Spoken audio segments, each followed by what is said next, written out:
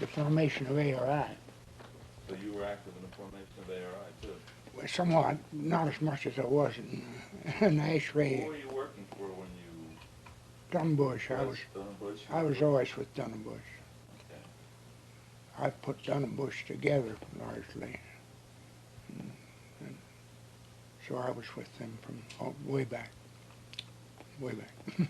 Well, what we'll do is, let me explain what the Mhm. purpose of what we're trying to do is capture as many of ASHRAE's presidential members on tape with their views Oh, of how ASHRAE has changed over the years, mhm. their reflections on what ASHRAE was like when they were president or when they were active in the organization on the committees, Mhm. how the industry changed and some of those trends. So our objective will just be to get as much information on tape, and then we'll, after we go back, then we can have that transcribed and work with it a little bit more. And with the objective being to have a whole series of interviews ready for the 100th anniversary of ASHRAE, Oh. which will be 1994. Uh-huh. So, Oh, yeah.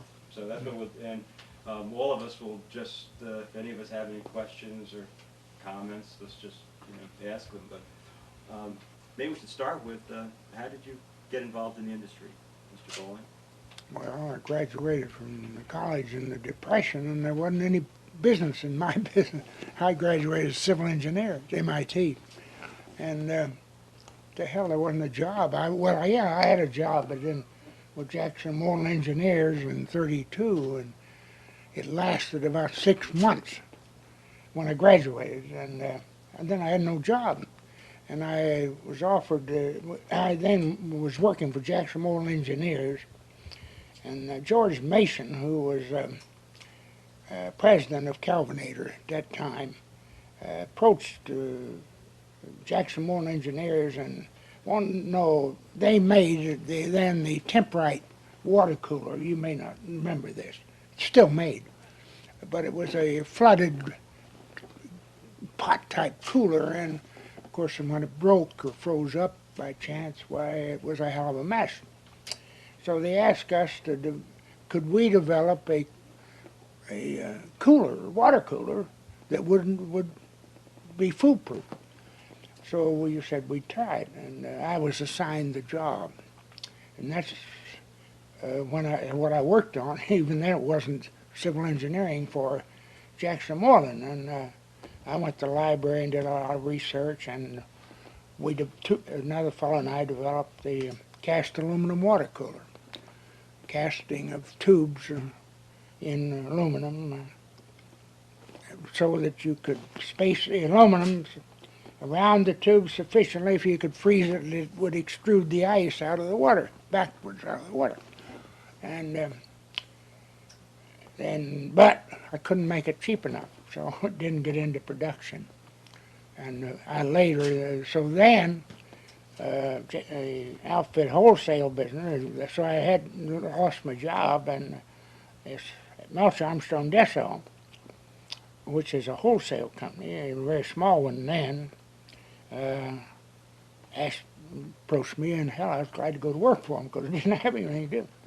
And from then I stayed with them till 40, and then I set up my own company in engineering and sales. So that's how and that was still in refrigeration. So that's how I got into it. Melcher Armstrong was basically in the refrigeration Entirely, supply business, right? entirely. Well, now wait a minute, no. Mr. Dessau also had a salmon business, but basically anything that I was in was refrigeration. In fact, I'm the one that developed his company. We had a lot of branches when I left him. When did you join ASRE? Is that 37. Yep. Um, Yeah, I was very active in ASRE from, well, I was in Philadelphia. When I was there, that's where I joined. And then I was when I moved to New York, I was chairman in ASHRAE in New York. And I don't remember, 1940. Who are some of the contemporaries in ASRE, those early Oh, gosh. days? Well, it was Dan Weil, of course, was Art has. I'm thinking now of just refrigeration. Um, Dale Westmiller? who? Dale Westmiller? Oh yes, yeah, Dale. Thinking of the flake ice machinery guy. He was very. Crosby Field. Crosby Field was very prominent and fought the merger like hell. And several of the fellows from Frick. I can't just think of their names now. Milton Garland. Yeah, he was there then, still there, by the way, as a consultant. Mills must be 90 now. Right off, oh, well, wait a minute, yes, York was, gosh, can't think of his name right quick. A lot of the York people and the fellows that are now with another outfit there in York were active then. But I just can't think of their names. You mentioned the merger. What was some of the, when did the idea of merger first Well, come to? see, we had a lot of overlapping between ASHAE and ASRE. I think it was 15 or 20% overlapping. And what the hell, both of them, I wanted to attend ASHE meetings and ASHRAE too, ASRE too. So it was a hell of a problem for the companies. So we formed originally, way back, we each had a committee at ASRE and a committee at ASHAE to try to avoid overlapping meetings and overlapping schedules, to help benefit the companies. The companies, all train carrier ourselves, everybody was against sending people to so many meetings, you see. And so from that, it gradually evolved into many discussions, off-the-record discussions. Why don't we put these organizations together? And so then that finally came to a head, and we appointed a committee on each society to investigate and come up with a recommendation on it. I believe that we had 3 from each society, if I remember right. And we had many, many meetings. We met in Chicago because it was the most central place. I happened to be a member of the Union League there, and we met there. Many, I wouldn't know how many meetings. Do you remember who chaired that committee? Do you remember who chaired that committee? Well, it was both myself and Elmer Queer. Okay. Oh yeah, I became almost a pal of Elmer's, if you know what I mean, over those months. You were operating as co-chairs. I guess, I don't know. We always got along anyway. Okay. Crosby Field fought the merger. Oh, Why did my God. Why did he fight it? Oh, well, because, as everybody, and ASHRAE, the CASHAE had no problem. Everybody knew that air conditioning would dominate, and so, of course, ASHAE, their members had no worry.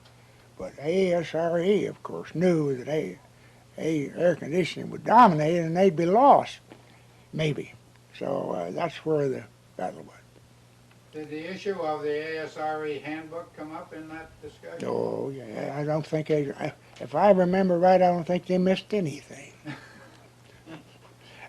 Crosby, and who was a very good friend of mine, by the way, as you know, was the first guy to come up with the ice machine, and licensed him to York. But Crosby was a very brilliant person, very brilliant, and a very, very much interested in the welfare of ASRE. I mean, many of the arguments we had, we ended up always good friends. Very fine person, but he was worried and fearful And of course, ASHRAE has had their problems on the R banner, as you know. Right. Oh.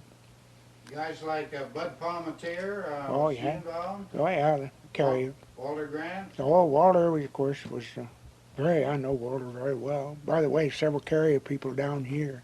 Mhm. Bill McGrath, you know, lived here, and we saw a lot of one another. He died just a few months ago.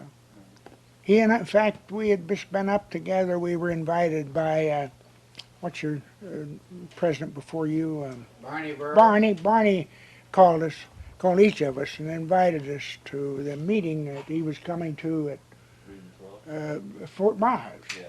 And I called Bill, and we went up there and had a hell of a good time. Great. Yeah, and but Bill died right after that. So, and there are several carrier people here. When I was over at the ARI meeting, I had lunch with Raymond Cohen, and he is at the Herrick Laboratories at Purdue University. Oh yeah, And yeah. I mentioned that I would be coming here this Well, afternoon. I was there many And he times. said you would know a Bill Fontaine, Oh hell, very very well. He was the head of it. I don't know, he is, but still is, I think. Director Emeritus. Oh yeah, yeah. Oh, Emeritus. he's retired. Well, oh, that Bill and I ran a lot of meetings down there at Herrick Laboratories. What was some of the research then? Was ASRE involved in cooperative research? Well, at their and that labs? not then. They've done a lot more since then.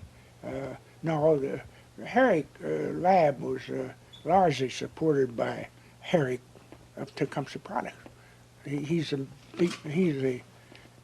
Well, I think he's dead, but his family owns Tecumseh Products basically, and he put millions of dollars into Purdue and Herrick Lab. You probably know John Haynes. Oh hell He yeah, was a Mill from Minneapolis, Moneywell. Purdue graduate. Yeah. He was instrumental in making contributions to the Herrick Lab. Yeah, from Minneapolis, Honeywell.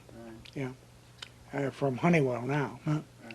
Oh yeah, we knew John, and then John's wife, when he died, married Jack Everett. You knew Jack. Oh, of course. Sure. Well, they were here down here at Cape Coral, Oh, sure. and they used to come down here and have lunch with us. We'd get Bill McGrath and Jack and what was her name? Billy. Huh? Billy. Billy, that's right. And we all get together for lunch. Oh yeah. What were some of the research issues or research that would be going on That Harry in down that there. era? In that era anyway? What were some of the research issues that was Let me facing the just industry? think what some of. Well, of course, my big interest was heat transfer, and there was a lot of that, tube to tube heat transfer, all that in the heat transfer field. Many items of research. Were you having it done at the Cleveland Laboratory of No. our research lab? No, You had it done through organizations like Purdue. yeah. Hmm. Did you have anything to do with the move of the lab from Cleveland to Kansas State University? Yeah, I was in on that. You were in on that. Yeah. I thought you might be. Yes, and there was a great lot of discussion about that. I'd forgotten all about that. The meetings I went through on that, that's right. You forget these things, you know. But that was a good move. Oh, yes. You know, what was the background on the? Well, I'm sorry. let's see. We had our own, what was it?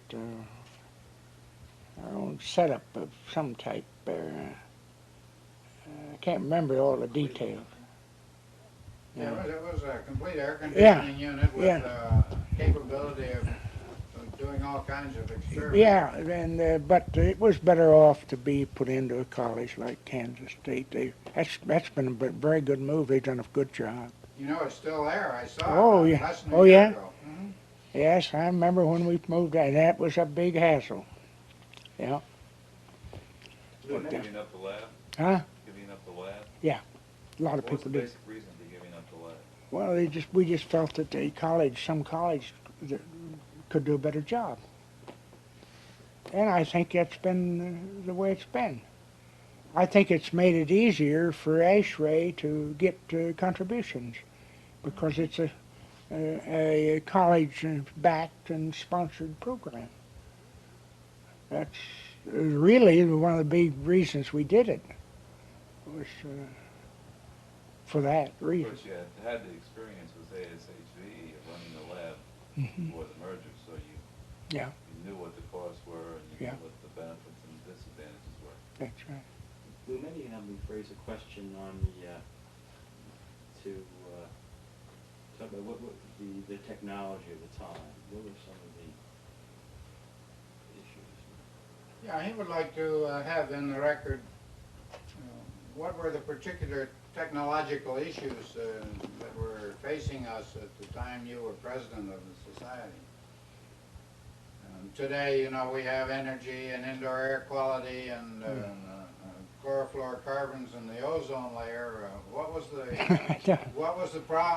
problems back in your day? Well, I'm going to think a minute. I'm sorry. Take your time. I don't really.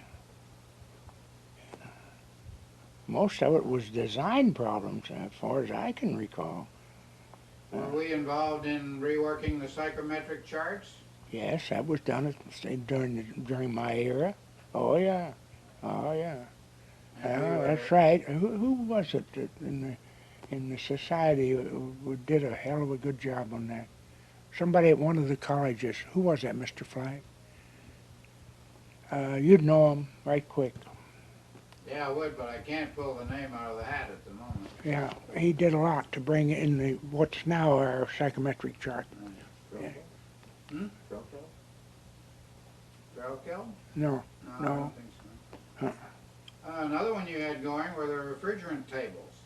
yeah, Um, oh yeah. Seems like we always had a problem Yeah. redeveloping refrigerant. Yeah, well, that was a steady thing. What were the problems? We just kept, it seems like needing more data and Yeah. we kept adding new compounds or whatever you call them. Well, of course, the time that I was active in ASRE, ASRE, Freon had come in, you know, and it was all being a change. I went through the early days, the 30s, of the changeover from sulfur dioxide or methyl chloride to Freon. And my early days, we did a lot of carbon dioxide work. Mm-hmm. If you recall, I remember Boston Morgue, for instance, was a job that I was on one time. It was a CO2 job. We redid that. That was way back in the 30s. So it was refrigerants were one of the items at that time. I guess that was the biggest item because the freons were just coming in, and but ammonia, of course, was strong, and I think always will be. What were some of the changes to the psychometric charts that you had mentioned? Just the extension of them and make them more complete. Did we do the high altitude ones at that time, maybe? I think so, but I'm not sure, Mr. Frank. One of the things that I remember in Bernard Noggengas' article recently on the history of refrigerants, one of the things he talked about was the pressure that came from the media and public when there was a death due to Yeah, some toxins. ammonia explosion. How much pressure really was there that helped develop the current CFCs? Well, there was quite a lot of pressure. There was political pressure as well as Yeah, I would say so. Local political pressure. Oh, you get a leak, something would break in a ice cream plant down here, and it'd be a hell of a stink. Not very many deaths, really. And that's, of course, where ammonia got a relatively bad name, which was most unfortunate because it's a hell of a fine refrigerant. I don't think you can beat it. So, But you mentioned you were president of ARI. yeah, later. Yeah, later. What was the collaboration between ARI and always, think, at the time. always very close. Very close. And over my years, of course, the biggest thing we wanted, and not in this in the merger of ARI or of ASHAE and ASHRAE or ASRE was the show bit. See, we went through that whole thing, you know. ASRE did not have a show. No. But ASHAE did, and ARI did, and it was a hell of a mess for companies. Same old problem. See, so we went through all that bit, and were able to work it out to put the shows together, and that's been a hell of a success. See, and of course, I don't think anybody can dispute the fact that ASHAE and ASRE merger has been a hell of a success. I mean, what's your membership now? Membership is rough figures, 50,000. I didn't hear you. 50,000. Jesus Christ, compared to what we had. When we consolidated, I don't know, we had an overlap of some 15 or I think it was 3,000 or 4,000, something like What that. was the total membership when you consolidated? When we got through, I think it was 15,000, 11, 12,000, somewhere in that. Somewhere around 12. I can't remember because it seems to me like it was around 17,000. Then we had to wipe out the cross overlaps, and I believe that brought it down to 12 or 13. I may be wrong. When I joined the society in 1966 and started becoming aware of the figures, membership figures, even in the early 70s, there were only, I think, 16 or 17 or maybe 20,000 That's probably true. members, and I worked for a sister society at that time, and the energy crisis came along, Yeah. and while it was doom and gloom for a lot of people, from the membership standpoint of ASHRAE, it was a great growth opportunity, and that's when the figure went Yeah. just like Yeah. that. It just That's shot right. up. Yeah. That's where the great growth came, in the 70s and the early 80s, but Yeah. mostly in the 70s. Yeah. So it had a tremendous shot in the arm from the energy crisis. Yeah. Oh, you mentioned it. I know Jack Everett. Because Jack, during the merger, was very active. He was then a consultant. I forget the name of the fellow he was with in Philadelphia.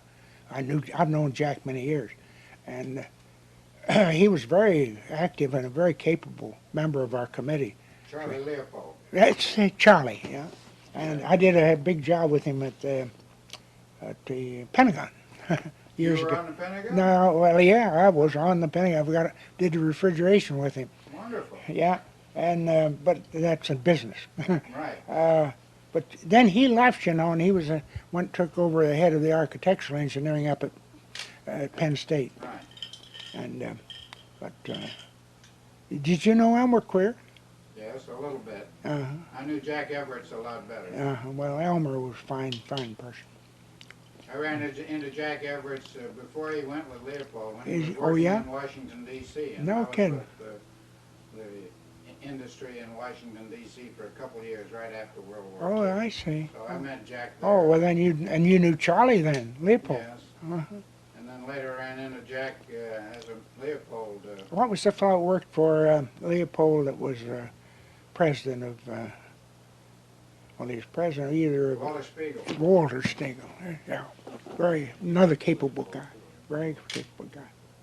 But speaking back of the merger of the two societies, it was one battle. I 6 months ahead of the vote on it down at Dallas. I guess I traveled, I wouldn't know how many miles, and took a hell of a beating. Particularly at the meetings in Chicago and New York, where I was not in the East, but Philadelphia, New York, and some at Dallas. But Chicago, they were rough on me. And They still are.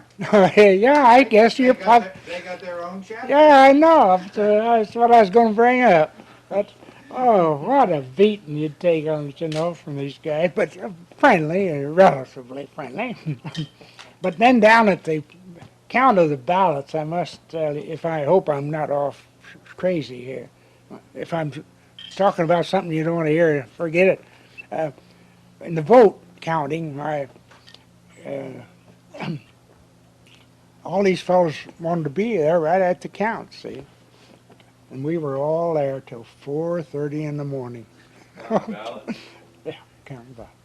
Oh, I'm Do telling you you. remember what the final vote was? Huh? Do you remember? Oh, well, hell, it wasn't close. Was it close? It was about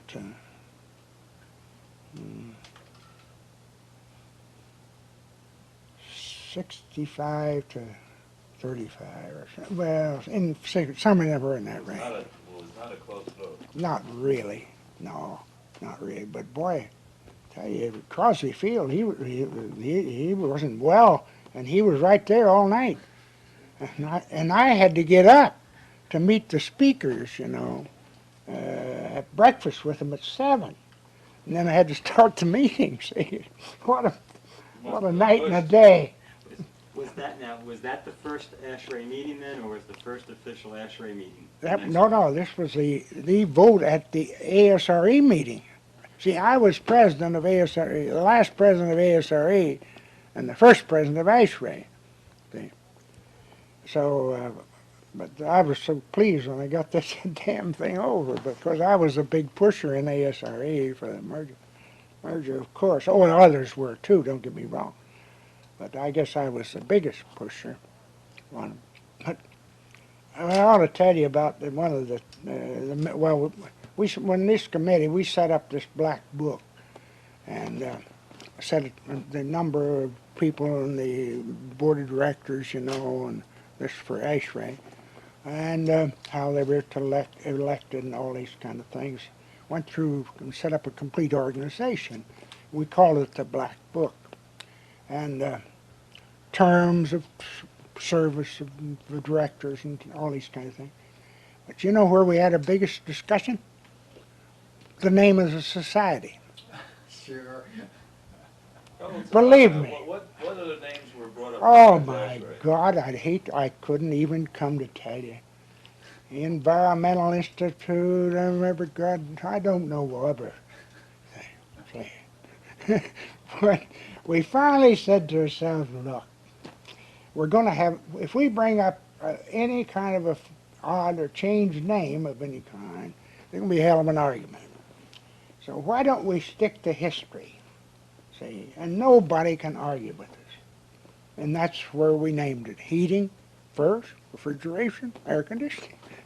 And by God, nobody ever complained. The ventilation guys never complained? Never said boo. Never said boo. How about the ASHRAE logo? Now, was that redesigned at that same time? No. Just, I think it just came about because you didn't want to say American Society of Heating, Refrigeration, and Air Conditioning, so you just said ASHRAE. How did the logo come out? Wasn't Andy Boggs involved? Yeah, in the he logo? was. Mm-hmm. Didn't he have someone draw it up for him? I think so, but I'm not sure. I can't remember. Internally, I think. I can't remember. It was not done by any commercial outfit. It was done by a relative or something like that. I don't know. It evolved, I know, right in the office somewhere. I don't know. Can't remember when. It's a damn good logo. Do you still hear from Andy? Oh yeah, he comes to the meetings. Oh, good. Very good, nice, good guy. Mm-hmm. What were some of your reflections of the first ASHRAE meeting when you were installed as ASHRAE's first president? Where was it? We had too goddamn many people on the board. I can tell you that. And they never got through the meetings, and I don't like long meetings. This is deja vu. Never got through the meetings. That's wonderful. Geez. Boy, I tell you, they were wicked, I can tell you that. Because of length. Everybody wanted to get their say in, and you know how those things go. And hell, I forget how many, when we first board meeting, how many people we had. But it was a hell of a big group. And but of course, every year, every 6 months, it went down. See, I was only president for 6 months, so we had that deal that we would take all the people that had been elected by ASHRE and ASRE, and they would take turns on and going off. See, and I was the first president, then Elmer was second. Yeah, that's the way it was, and then another ASHRE and another, or another ASRE and another So you cycled them ASHA. out, right? We cycled the whole thing. That was all in a black book, see. And that black book, Where is that black book? Does it's, anyone have it? somebody's got it. Andy'd know where it is. I've never heard of the black book. Well, that's what we call it. Now, what they might call it in the society, I don't know. I'm talking about our committee. We always call it the black book. But I don't know where it is, but I bet you it's still around. Well, I'll have to ask Doris. 'Cause But she's getting well, ready to retire. she'd know. Doris will know. Doris knows where everything is. That's right. She always did. So, probably still does. But what I want to finish that. I don't think the ASHRAE setup has been changed hardly at all from that book. You know. did a good job. Well, I think we were just fortunate. The only thing But we had a hell of a lot of good people. We had a member from ASHAE, Mr. Flagg, and you might, by chance, I can't remember his name. I went in there and tried to find some old papers. He was one of the officials of one of the big mechanical contractors in New York that was on the committee for ASHAE, and very, very capable. But he died shortly after our work, within a year or something. Munson or Oh, I bet you, can you help me? Munson or something like you're that. close, you're very close. But it's in that range, Yeah. and he was very active in ASHAE and very, very capable. And I can't, it's something like Munson, but that is not right. Muncher or something. Try Ben. Try Ben. There's a Ben, Ben is the first name. Ben. Ben was his first name. We'll come up with it. Ben was his first name. I can't remember. I guess if I went through all my papers, I could find it. I But, know who you mean. but it's been a very good thing for the industry, ASHRAE. And I think almost everybody would agree with that now, except maybe the small group in Chicago. Well, for your benefit, I think they're coming around. Mhm. I think they are. It only took us Every year, a little bit more, a little bit better. I see great signs. Well, yeah, and I think you fellows are making a little bit more effort to We are. getting R in there. We are. I mean this, and I think it's so easy for you to fall right into air conditioning. And I think that you fellows at the office are doing better, getting a little bit more R. Yes, when you were going through all this merger and whatever, was there a lot of thought being given to what it was going to be like in the future? Did you have any idea what the society would be or how it would grow? Or Oh yeah, we thought it would be predominantly air conditioning. did you have any idea? Did you think about the numbers? I mean, to give you an example, the other day, our long-range planning committee had a meeting and we had some sort of scenario what the society might be in the year 2000. And someone said there's 120,000 members. You know, they I don't think did it's they go good. through that kind of game? No, we did not. Didn't go through that. No, although we expected growth, but I don't think we ever thought. I don't believe if we had projected at that time that we would have projected the growth or the membership you got now. I don't think we would have, because our industry is not a really hell of a big industry, as you know. See? But I think it'll just continue to grow myself, somewhat. But We're in a lot of issues and things that I guess even 20 years ago or 10 years ago people wouldn't have thought. society might be involved, like the Legionella and the air quality issues and those types of Oh, things. yeah, that's right. No, they wouldn't have thought it, wouldn't have probably, no. Was ASRE involved at the time the centrifugal compressors came into being? Oh, yeah, sure. When did that happen? Oh, well, that was Carrier, of course. Carrier? Is that uh, pre-World War II? yeah, pre-war too. They didn't go very far before, until after the World War II.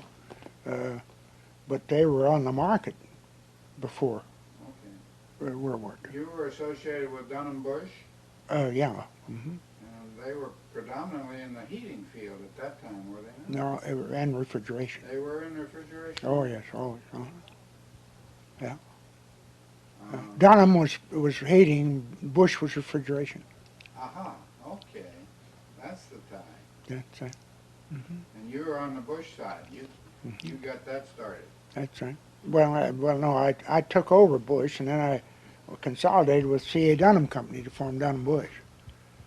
See, so Mr. Dunham, C.A. Dunham Company, which was originally at Marshalltown, Iowa, we took over Dunham Company, C.A. Dunham, in 1956. Yeah, but we were Bush Manufacturing Company, and then we changed to Dunham Bush. Mm-hmm. And what kind of design type things were going on in the refrigeration end of the business at that time? Well, We're doing something. When did the screw compressors come I in? was the first one to bring the screw in the picture, except in refrigeration air conditioning. Mhm. I went to see, let me think now. I made a deal with SRM, which were the owners of the patents on the screw in Sweden, in 62 or something. I'm not that sure what that year was. It was early 60s. Okay? And we put the first screw in refrigeration operation, air conditioning, in a hotel over here at Miami in 66. Mm. And then we went from there. And then I had the 5-year exclusive. And I had another 5 years added on to that. Now it's open today. And everybody's in the picture today. What was the advantage of the screw compressor at the time? Well, you could use a screw compressor for both low and high temperature. It reacts the same as a reciprocating compressor. The centrifugal compressor is not really very sound for low temperature, and the screw can cover the range. In other words, positive displacement, and it's been very successful, particularly low temperature. Some talk, excuse me, some talk about the screw being adaptable to R22 as a replacement for the centrifugal, which uses R11. All of our screws were always way down temperature were R22. Mm-hmm. We never put a bit of 502? We never put anything with R22 in the screws. So the screws are using the good guys today, and Won't have any trouble with the screw at any temperature. No. You must feel good about that. Well, yeah. You've made your contribution to no holes in the ozone. Well, that was just goddamn luck. I can assure you of that. I know from nothing about that. Yeah. Any concluding comments? Or No, reflections? I just hope, I would only say that I think the, the people in the, uh, office up there has done a damn good job, and I just hope they keep it up. And I think they've been very fortunate, had fine officers who have given a lot of time to the organization, and that's what it takes. If you're going to have your officers aren't going to take real deep interest in it, it isn't going to go. It takes the deep interest of both the employees and the officers to make it go. And it's unfortunate, it takes a lot of time on the part of the officers to do the job right. I'll affirm that, sir. Well, I don't mean to, I'm not saying that because you're here, Mr. Flagg, but I'm sure you know what I mean. Sure. Thank Oh, you. by the way, would you like a beer? I never even offered you a beer. No. No, thank you. You said just first, you said you went to MIT. Yeah, sure. Are you a native of the North, or? No, I was born in Oklahoma and raised in Indiana. How did someone who was born in Oklahoma and raised in Indiana go to MIT? Well, they told me I went to 2 years to Butler College, and I was very good in math, and I had won a scholarship to Cincinnati University in math. And the fellow says, a friend that I was doing some work for, because I had to work my way through, the doctor says to me, look, if you're that good in math, why in the hell don't you go to the best school in the engineering? And I said, fine, where is it? I never heard of it. See, I went to the library and looked it up and transferred to MIT. For the record, I wanted to show that he's a civil engineer. Of course, he probably was a little bit off in his choice of schools. Well, now He look. went to RPI instead of MIT, but that's okay. But you know, see, let me explain something. I took a power plant option at civil engineering, and I got as much mechanical. I had thermodynamics out of my ears, electrical and all that because of power plants. Well, you know, civil's back in, well, I graduated in '61, and I'm sure when you graduated, they took more of the other engineering subjects as they did as time has gone on. Yeah, that's Especially, right. I probably had more when I graduated as civil engineering than most kids today have of electrical and mechanical engineering. You graduated from probably had a lot more RPI. mechanical than I had. You graduated RPI? Yeah, I went to Oh, that's a hell of a good school too. Yeah, And damn, the good school. curriculums have changed. Very good school. But I had so much mechanical that I had a lot of patents, all in heat transfer because of my thermodynamics. See? What was some of the, could you just run a couple of those patents? Well, I have the interfin patent, which has been my best, but they're still making all kinds of products with the, you've seen the fins within the tubes, heat exchangers. Internal fins and heat exchangers. That's my patent. One of them, and the cast aluminum water cooler was my patent. They're still making thousands of those. Any of these restaurants that you go in where you get a glass of water, 9 out of 10 are one of those coolers underneath. So, and the interfin is, gee, What was the advantage that that interfin, our chiller, water chiller, compared to a bare tube, we could do the same job with about 40% less size, 60% of the size, and we've done it for So years. much better heat transfer. Oh yeah, hell, no comparison. I just- But we do it with it's wonderful for after coolers and all that kind of stuff. You know, it's marvelous. Well, that was a great one. What was the other one? The cast aluminum water Okay, cooler. the cast aluminum. Those are the two big ones, but I had a lot of others, minor ones. that's the one where you push the slide in yeah. and the ice comes out? That's right. If you freeze it, the ice extrudes back out of the water line. You can freeze the damn thing. You take the How does it connection work? off. Could you just talk through how that works? Huh? Could you talk through how that system works? Well, it's designed so you've got enough aluminum between the tubes that it will withstand 15 to 18,000 pounds per square inch pressure. That's what freezing ice pressure is. And by standing that, the water has got to go. You know, when you freeze water, it's got to expand. And it goes back in the water line if you freeze one of them and you take the connection off, here's an icicle sticking up about like that. See? But too expensive, that's too bad. No. And then later, I didn't finish my story. All right. And then after the World War II, hell, the cost of aluminum went kapoof. And so I went in business. And we set up a plant, heat exchanger company. Okay. Then made these by the thousand. I quit counting them after the first million. Still making them. Super. Yeah. You know, I just can't imagine with your mechanical talents how in the world you selected civil engineering as a course. Well, You don't really need to go into that, but I can tell you briefly why. I like to work outside. Aha. That's the only reason. Look like Probably yours too. Well, that's right, I was interested in construction when I first. Yeah, I was interested in outside work. I bet you're a hunter. Huh? Looks like you're a hunter. I've always hunted. That was my how. My wife would go on a trip and I'd go hunting.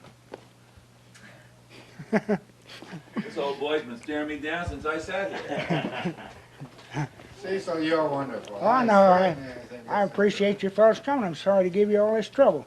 Well, very pleasant, really. You won't have a Coke or anything? Oh, I think You got so. to No, but we gotta get back to our meeting.